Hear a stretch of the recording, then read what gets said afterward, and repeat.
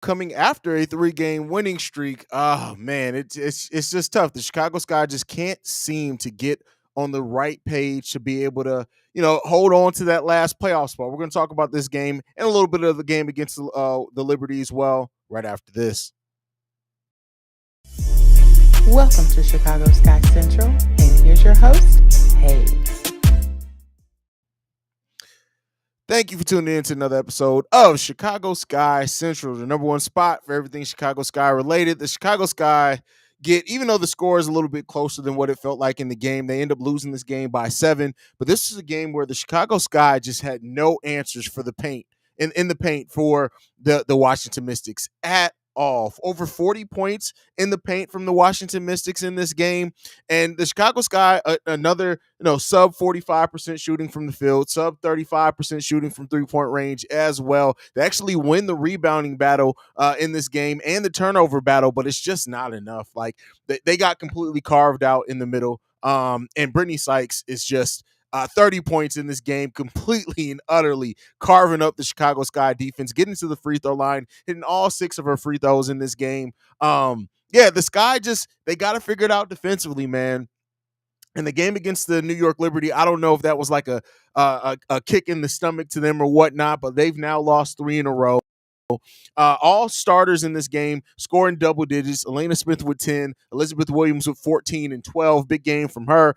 Courtney Williams with 13 points. Kalia Copper with 17. Marina Mabry with 15 points in this game. And so, they had the balanced scoring from the starters. We only got 7 total points from the bench. I can't really blame the bench in this game either. It was just the defense. The Chicago Sky, while they did have 3 blocks in this game, Elena Smith and Elizabeth Williams, both with double-digit rebounds, they never really had this game underway. Did not win a single quarter in this game. They did tie the second quarter, but did not win a single quarter in this game. It looked like they were going to try to go on a little bit of run. They actually did. To end the first half, the Chicago Sky went on like a 9-0, 10-0 run in this game. But every time they went on a run, the Mystics answered with another run. And the Sky just did not have enough to pull this game out. It was not even close in this game. And so this is a game it really never felt like the Sky really had their grasps on as well, unfortunately. And so, that's just how it goes down.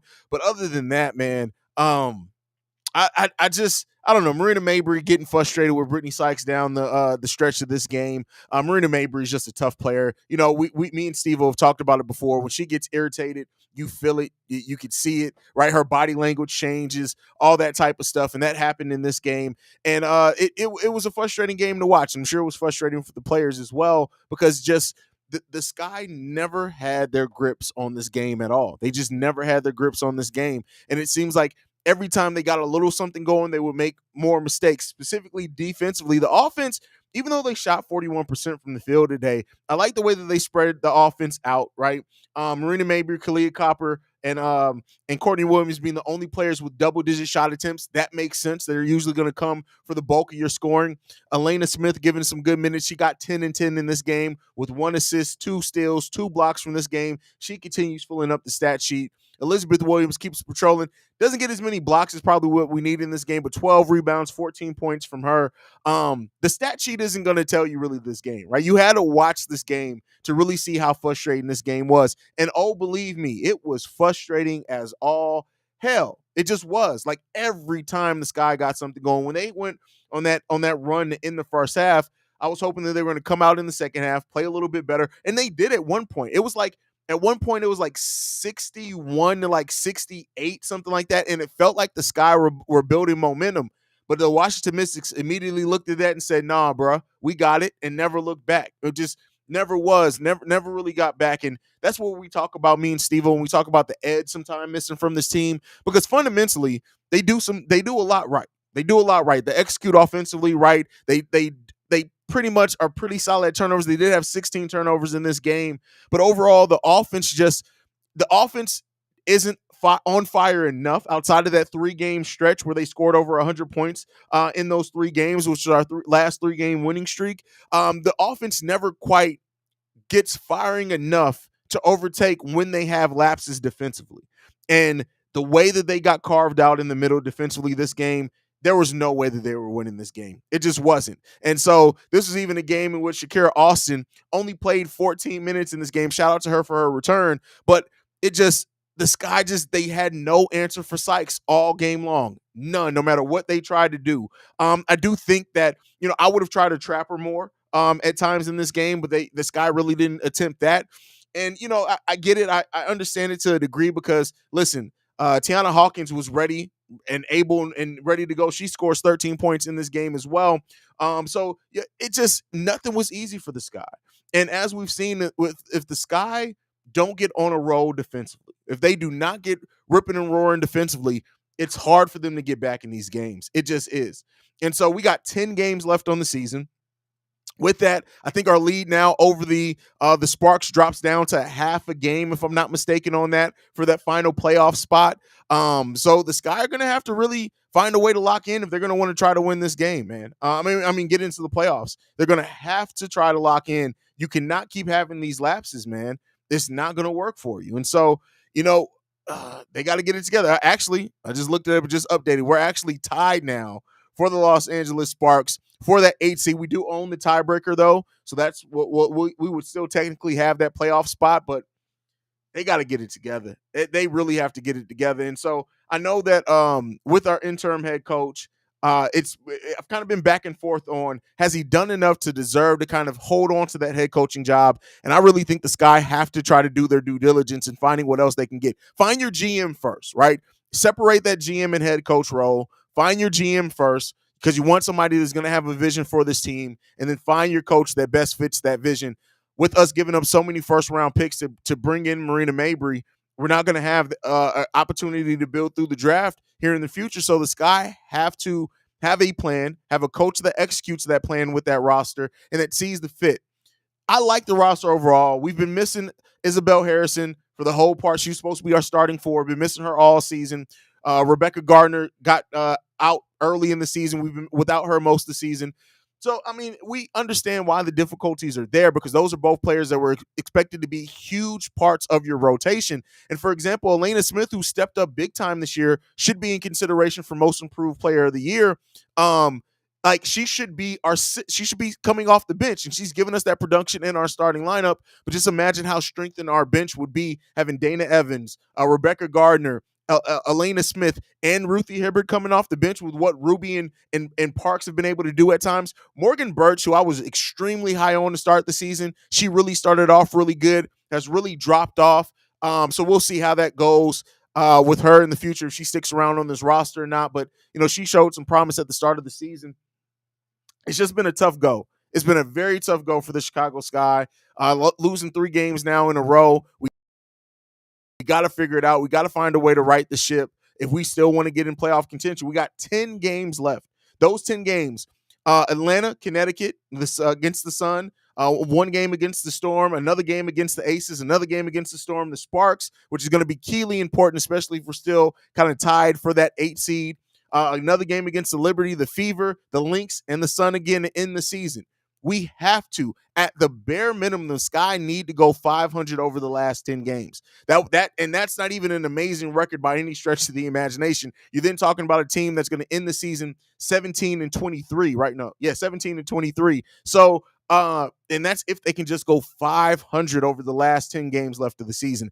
And as you've heard, that's a tough schedule left. So even that's in question. And when you look at the Los Angeles Sparks remaining schedule left, they have a much easier schedule to finish that. They have a game against the Aces going down on Saturday. They're off till then. They have a game against the Sun, the Dream, another game against us, of course. They have the Storm in there a couple of times. They finished their season off against the Storm. But, they have to be locked in. Like the Sky have to be locked in. You do not want to give up too much and be banking on the Liberty to lose more games than you lose for you to win, for you to make the playoffs this season. It'd be huge if they miss the playoffs, right? In a negative way. Haize, you about to put me on some WNBA now. Hey, Sluggo, stay tuned in, bro. I can suggest you games and highlights and specific players to watch. The WNBA is some of the best for pure basketball fans. It's some of the best basketball you'll find. It's not going to be the highlights, and that's why the casuals really don't get into it. But like for the X's and O's part of basketball, I love the WNBA for that. Eric says, I still think in the future that we might get Jewel Lloyd or maybe Shinity Carter.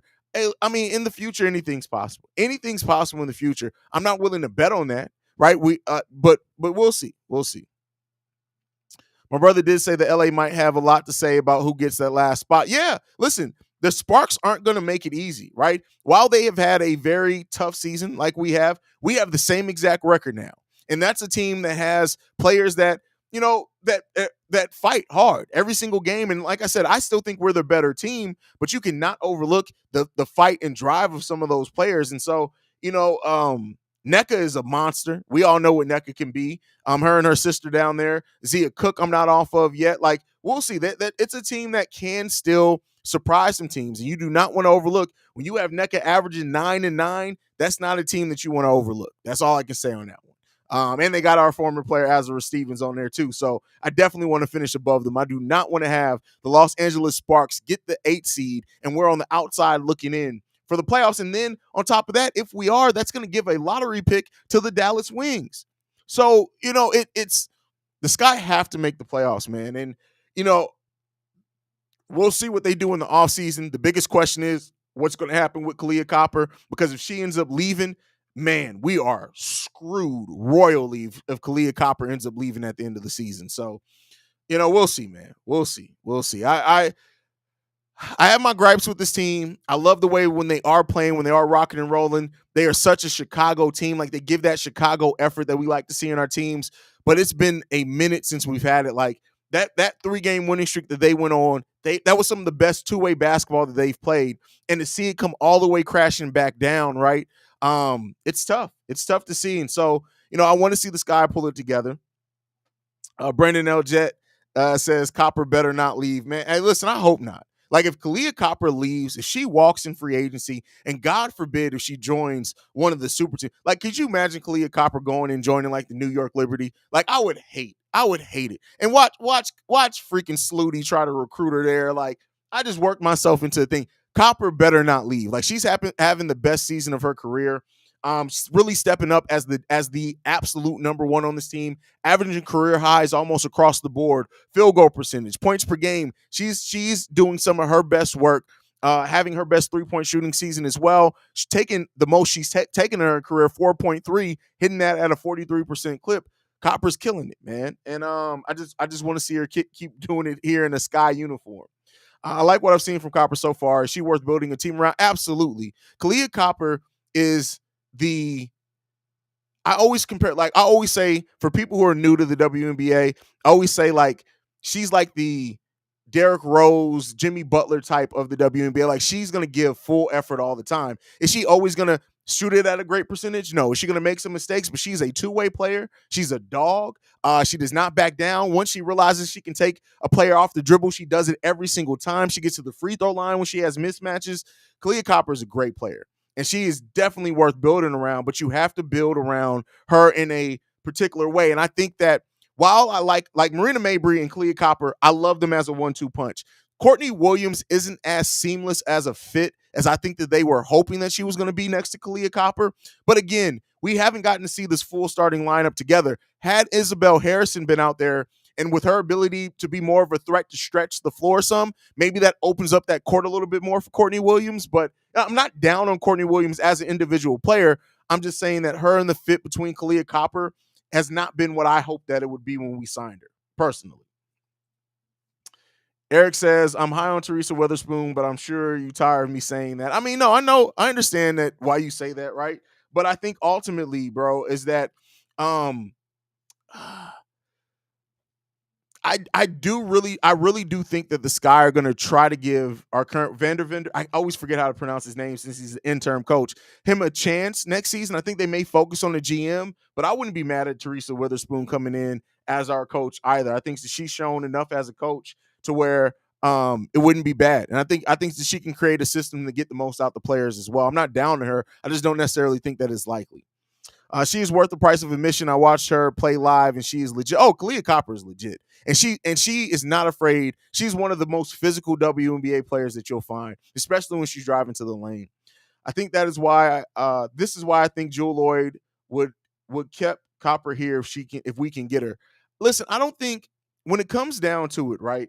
I don't think any singular acquisition outside of one of the best players in the WNBA is going to necessarily keep Kalia Copper here. I think that she's going to have to want to be here. She's going to have to trust that, especially with the new ownership, that they're going to put money into the team, finding the new GM, the right GM. I think that's all important. And I'm not down. Like, I don't dislike Jewel Lloyd at all. She's a monster, but I understand why, especially considering that she's another guard, why they went more Marina Mabry.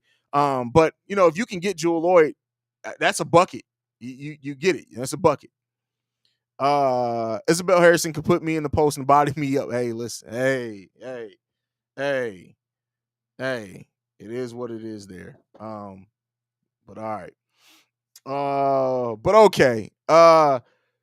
That's pretty much it. I'm not going to extend it, man. It sucks. Like right now, where the Sky are at, considering that we started this whole thing off with a 3 or 4 game advantage over the Los Angeles Sparks, and we've seen it go down, then go back up. Like the Sky got to dig in. Like I said, they have to go try to go 500 over this last 10 games, and if they can, that's going to really solidify their position. But hey, it's not easy. It's not an easy part of the schedule at all. But you guys can stay tuned in right here. We're going to be giving daily episodes, not every day, right? It's WNBA. Unfortunately, it's not usually enough news to go daily, but usually about 2 to 3 episodes a week on top of post game shows is what you guys can expect from here. But I love you guys, man. Thank you so much for tuning in. Make sure you're following the show at Chicago Sky Pod on every social media platform. You can also send us any feedback, questions, comments, concerns, Chicago Sky Central at gmail.com. And then lastly, if you want to leave a text message and our voicemail, 773-270-2799. We are the number one spot for everything Chicago Sky and WNBA related. Love you guys.